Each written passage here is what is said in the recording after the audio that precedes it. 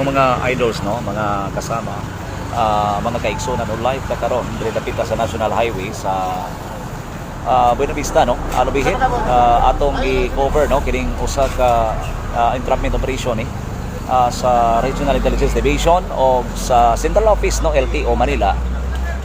Gumikan aning aligasyon, no, nga gihimo nga mga pagpangutong sa mga personahe sa LTO Caraga, no.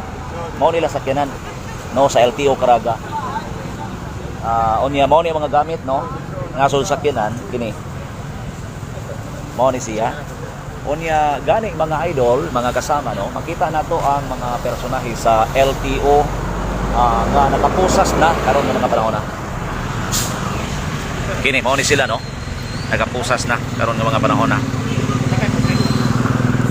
So mao na usa sa mga nakahatag karon og sa mga biyahedor, gumikan lagi kibatod pas taga Central Office Manila nga LTO nga dunay mga nanggawas o dunay lang nadawat nila nga daghan ubay-ubay na gid, no, nga mga report, ubay-ubay nga mga reklamo kay mismo si Undersecretary maoy nagmando nila nga ipadala sila diri sa Caraga. So mao na ni karong adlaw, June 18 gipaygayon ang naisgutan nga kalit, no, mga ni karon, no, nakapahikugang, nakapahikurat, no, kini nga dako-dako nga hitabo karon nga mga panahon na mga idols, mga sukitig paminaw.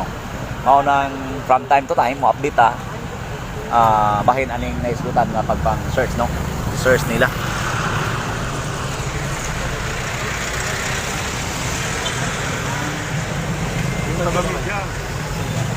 Baka pwede nyo ma-interview yung mga nagkukumyo, mga nag-ano. Oo, ganina sir, oo, na-interview na, tuwang-tuwa sila sir. Tuwang-tuwa sila.